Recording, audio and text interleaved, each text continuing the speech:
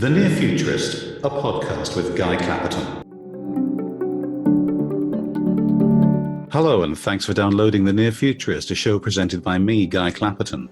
In this episode, we're going to look at how recruitment channels are changing worldwide. But first, and if you've heard the show before, you've probably got this memorized by now, a few words about who you're listening to. I'm Guy Clapperton, a technology journalist and conference speaker with 30 years' experience. You might have heard me or seen me on the BBC occasionally, read some of my books, or seen me in The Guardian, Intelligence Sourcing, Medium, and elsewhere. I speak or facilitate a lot at conferences and hear experts talking about their forecasts about what's likely in 20 years. I'm likely to be retired in 20 years, that's what's happening in my life. So I'd rather use my 30 years experience as a commentator to discuss what's likely to happen later this year, early next, and the action we need to take now. So I came up with the Near Futurist name. Do please have a look at my website at nearfuturist.co.uk, where you'll find more episodes and information on what we're about. If you'd like to book me as a speaker or MC for your technology event, do have a look at the show reel on the site and drop me a line, guy@nearfuturist.co.uk. That's Near Futurist as one word. Or get in touch with my agent, whose details are, of course, also on the site. If you like what you're hearing on this podcast, please do consider leaving a review on the iTunes Store or wherever you download from. And if you're new to the show, you're very welcome. But that's more than enough about me. My guest this time was 16 when she became the youngest inventor in Estonia's history. At 19, she was speaking in front of the European Parliament on behalf of young entrepreneurs everywhere. By 23, she was named the CEO of MTV Estonia, the youngest person in the world to hold that sort of title. She is a woman of firsts, a trailblazing female entrepreneur in Estonia who now has her sights set on transforming how and where we work. Thank you very much for joining me, Karoli Hindriks. Thank you for having me here. Looking forward to our conversation. Great, me too. So I love the look of the pitch when your people got in touch. It does sound interesting. But in terms of recruitment, people have been recruiting for ages, haven't they? Well, what's changing now? Yeah, that's a very good question. I think the whole world around us and the way we work is changing. I can just take you back briefly to where I actually had the idea and how that reflects to the transformation that is going on in the world. It was in the Silicon Valley Mecca where I was taking my morning jokes while being in Singularity University in Mountain View, where I started to think about this fact that how in the world we have this region of the world where amazing companies are being built. You know, it's not like anybody in Silicon Valley just happens to be smarter than anybody else in the world. And I started to think about, first of all, what is the recipe of success in Silicon Valley? And I realized it's the fact that smart people are drawn there. And then I looked at the world around me and I realized that as people are moving so much more than before, could we start to create, in a way, like digital communities of smart people and distribute those smart people and replicate Silicon Valley outside Silicon Valley? So that's what we started to do. And I think why this is possible, why work and recruitment has become especially interesting right now is the fact that countries are changing. So basically countries used to be something that is static, you know, just folks hanging around in that specific land, going to school, going to their bar, going to their workplace, and suddenly you have the whole world as your new opportunity, because people now through the networks are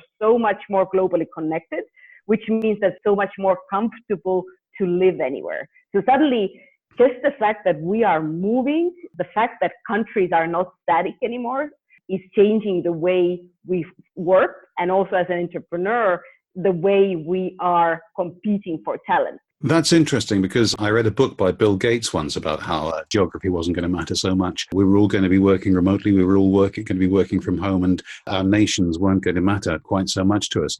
But that was 1992 or 94, whenever it was. It hasn't really happened. What specifically is changing about it now, do you think?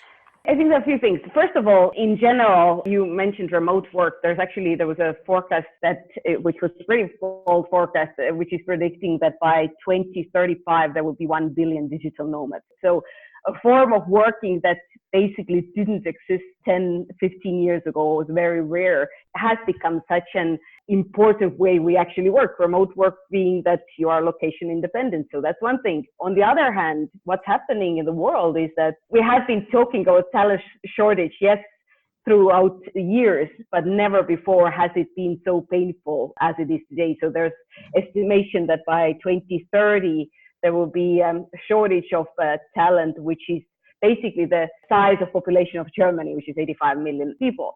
So basically, every country and organization in the world is hunting for the same people, if I may use those words. I've been writing the skills shortage story ever since I started as a journalist 30 years ago. From what you say, there's no signs of it being over. No. Why is there no sign of it being over? And what sort of impact is this going to have? And will it continue to have in the real world?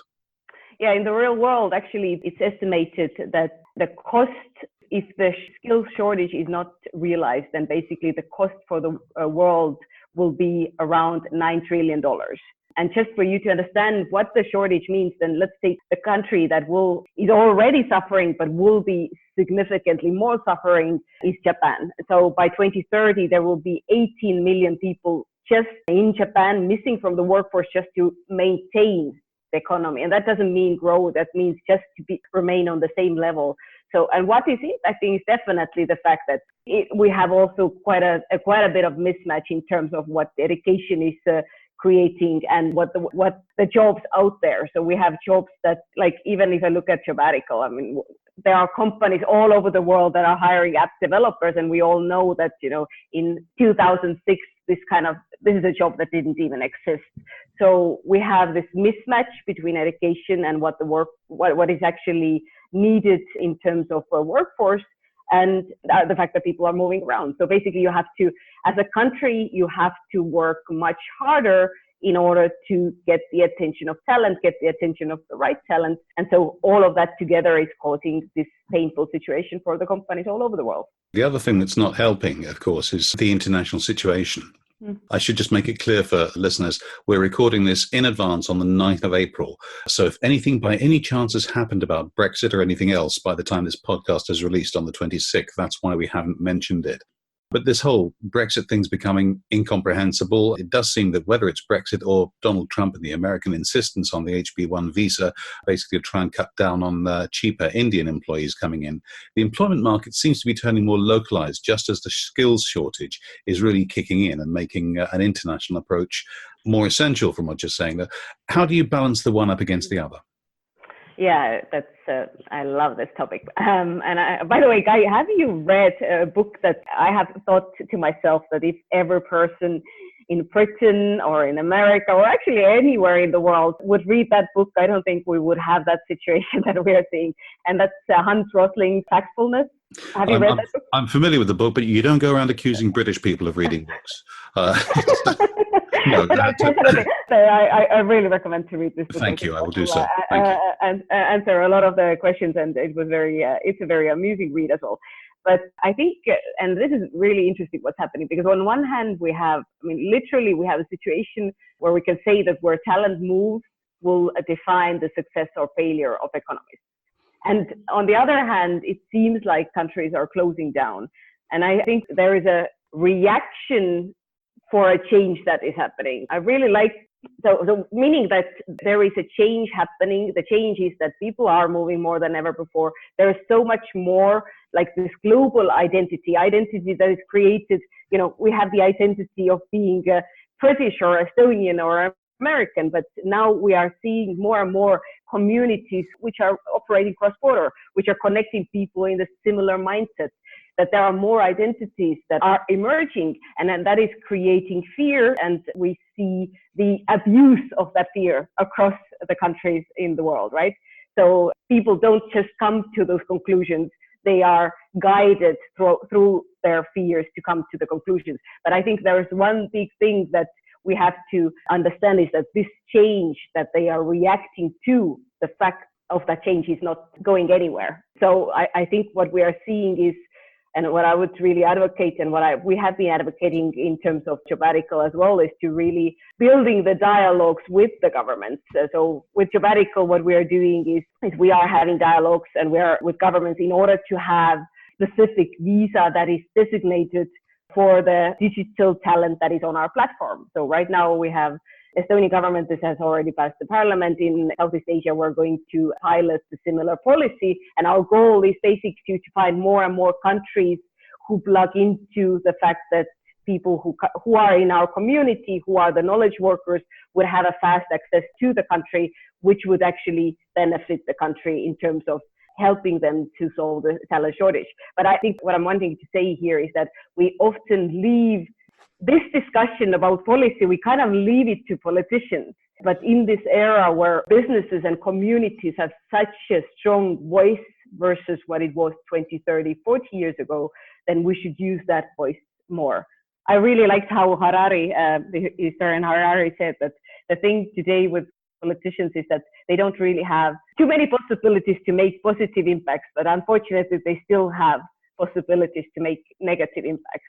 And I think that's where communities and businesses should use their voice more in order to avoid that. Now, I know you've worked with, as I mentioned in the introduction, the European Union. You've spoken on behalf of young inventors, and also, in your own part of the world, Eastern Europe and Estonia specifically, you're working with the Estonian government. What are governments doing to actually help in terms of building these international communities of technologists?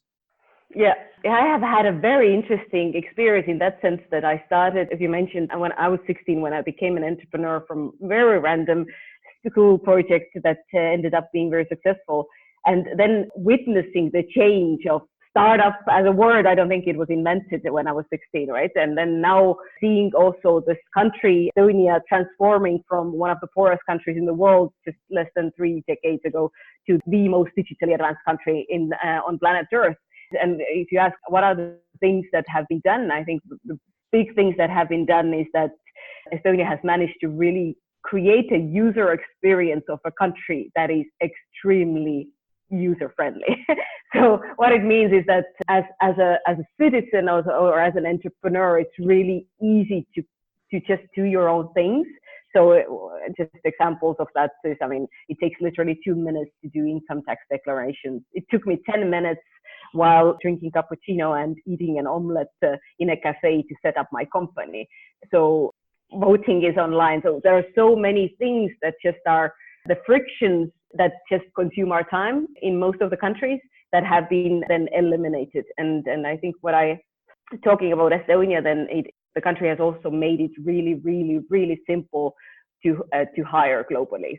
Per capita, highest number of startups in Europe. And why it's good to build a company here is basically you don't have the limitations of borders as in most countries. So those are the few things that we have seen in Estonia that have been done. But I think the biggest thing is that there's a constant dialogue between the community and the government is really ready to, or has been ready to experiment in a way, thinking like a startup to see how to improve the user experience for businesses and citizens.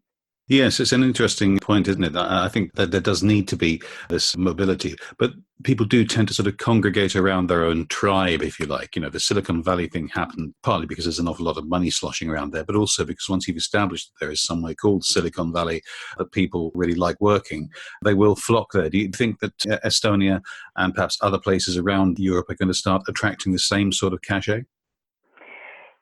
I believe it in that sense. If you look at Silicon Valley, there was interesting statistics. I remember, I think it was 2 years back, where Silicon Valley Index, which said that 74% of the computer science workers are foreign born. So in that sense, there was generated a lot of money, but that money was also generated through the diversity that was brought in, right?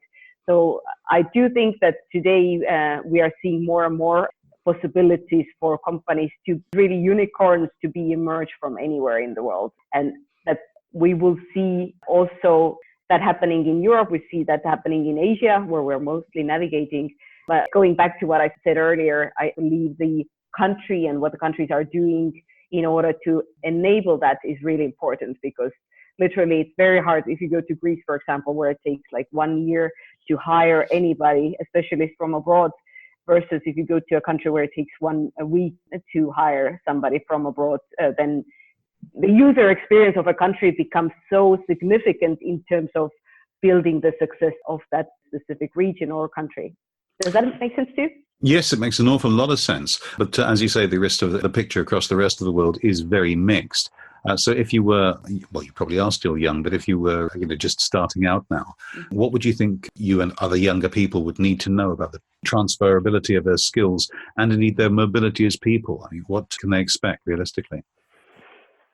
Yeah, that's a good question, because I have a 6-year-old daughter, and I'm asking that question as both from my own point of view, but also point of view of what should I teach my child, right? And in my opinion, I think the biggest thing that we have to be capable of doing is changing. And I think that's very often what we are seeing. Our education system is not really, at least the education systems that I have seen, have not really emphasized that. I think, Guy, if you ask me what are the jobs that will be top 10 most sought after in 10 years, I don't have the answer for that. And I don't know if anybody else has, but I do think that the biggest thing that we have to be ready is that we are constantly in change and we are comfortable with change.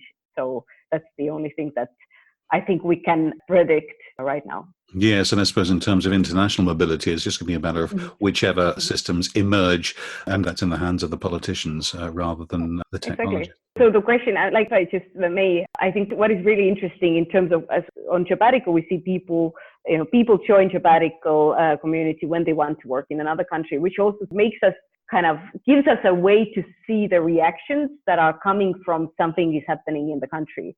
So in 2016, for example, in November, we saw a huge spike from the United States, and the United States is number one for us in terms of talent source. So people coming and moving to another country until today. UK, for example, a year ago, it was around top 10 countries where the talent wanted to move away from. And during the past 3 months, it has got to number 4. Similarly, like when Brazil had elections last autumn, right away we saw a reaction. So there's just very interesting to see how also the bad user experience, or something that you as a professional see that something will happen that will limit your capabilities to use your full potential, or you're just, if I may say, pissed off, then you can just choose to leave. And I think that's one of the things that is changing in the world that wasn't really there 10, 15 years ago. I think that's probably right. So if people are interested to find out more about yourself and your organization, where can they find out more information? They can come to jobbatical.com or just tweet me at Karoli Hindriks in Twitter. That's great. Karoli Hindriks, thank you very much indeed for joining me. Thank you, guys. And many thanks as always to you for listening. That was the Near Futurist podcast with me, Guy Clapperton. I'll be back in 2 weeks' time as always. Don't forget to have a look at the website at nearfuturist.co.uk and maybe leave a review somewhere. See you in a fortnight.